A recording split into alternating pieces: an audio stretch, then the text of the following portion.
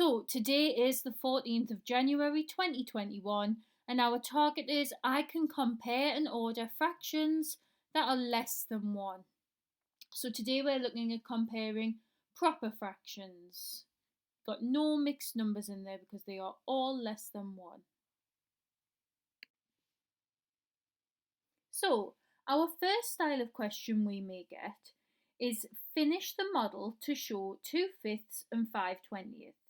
So we need to show two different diagrams, one showing 2/5 and one showing 5/20. And then after we filled in the diagrams, then we will compare them. And you can see that 5/20 is already done for us. We have 5 rectangles shaded in and there are 20 altogether, 5 out of 20. Now, we need to fill in 2/5 in that first diagram. Now, straight away you will notice that that diagram is not split into 5, is it? It's split into 20. So we need to change 2/5 into being 20ths. How do we do that? Well, I'm going to write down 2/5 equals something 20ths. And if you remember to find an equivalent fraction, we do the same to the denominator as we do to the numerator. So what has happened to 5? What have we multiplied by to get 20? We have multiplied by 4. So we must do 2 multiplied by 4, which is 8. So I'm going to colour in 8/20. And now you need to decide, are they equal or is one larger than the other? And I hope you know that 8/20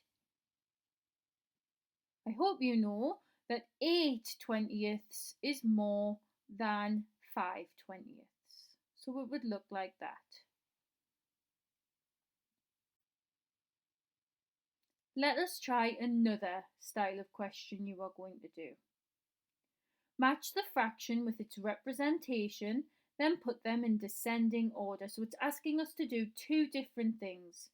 It's asking us to match each of these with the correct picture, and then it's asking us to put them in order from largest to smallest.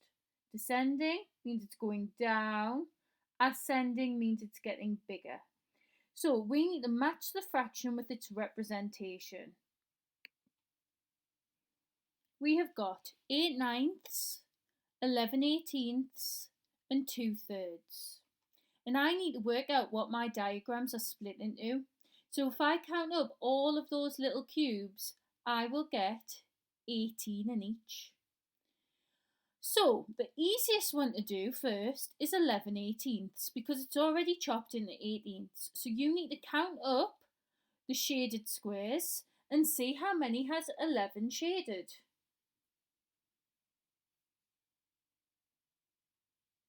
If you do that, you will realise that it's C. C has 11 shapes shaded. Can you see that? So it has 11 out of 18 shaded. And we are left with A and B and 1 and 3. 8/9. We need to convert that into 18ths because we don't have 9 bits, we have 18 pieces. So what have I done to 9 to get 18? I've multiplied by 2, I've doubled it. What is 8 multiplied by 2? It is 16. So we need to count again the shaded shapes. Which one has got 16 shaded in? It's B. So finally we are hoping that 3, which is 2/3, matches up with A. I'm going to check this just in case. 2/3. What do I need it in again? I need it in 18ths. What have I done to 3 to get 18 on the denominator? I've multiplied by 6. 2 multiplied by 6 is 12. Count up the shaded cubes of A. That is 12 also. So 3 matches with A. So we've matched the fractions now. But we haven't finished the question because it would like us to put them in descending order. Biggest to smallest. And I'm hoping you can see from looking at the three diagrams which one is the biggest. B is the largest, then A, then C. And you can see that they haven't used the letters, they've used the numbers. Either of these answers are correct. Right, you have then got another fluency question. It wants to know true or false, and it is saying 4/7 is greater than 4/9. And all you have to do on these ones is colour in the diagram. So the first diagram is split into 1, 2, 3, 4, 5, 6, 7 pieces. And I need to colour in 4 of them. The bottom diagram, therefore, is cut into 9 pieces, and I also need to colour in 4 of them. Is 4/7 greater? Does it look bigger? It does, yes. It is true. And that is what it should look like. And the only other style of question we are going to get is circle the largest fraction, and it gives us the models to help us.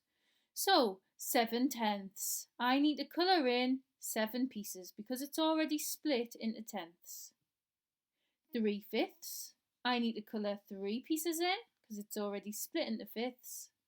And 11/20. I need to colour in 11 pieces because it's split into 20ths. And by looking at those diagrams, if I turn to this slide, you can see that 7/10 is the largest fraction. Give this a go. I don't mind if you're doing some of these fraction bits on the sheet. I'm looking forward to seeing how you get on. I hope you're not finding fractions as scary as you thought they were going to be, but please let me know because this is tricky work. Thank you, Year 5. Hello Year 5, welcome to Thursday's Maths. Nearly there, nearly at the end of the week. I hope you're finding it all okay. Please keep sending your messages. I'm missing you all. I appreciate when people do send messages asking for help, and I'm looking forward to collecting your work tomorrow. I gave everybody a phone call yesterday. If you haven't spoken to me or whoever you live with hasn't spoken to me yet, it must mean that you missed the call.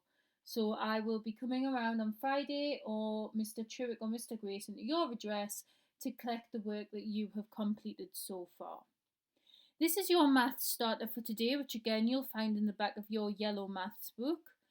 It's just 3 boxes, something from yesterday, changing mixed numbers into improper fractions.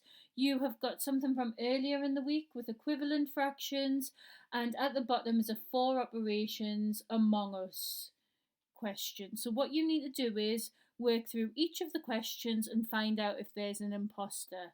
If somebody's an imposter, it means that they will have the incorrect answer. So let me know if any of them are an imposter. There might even be more than one.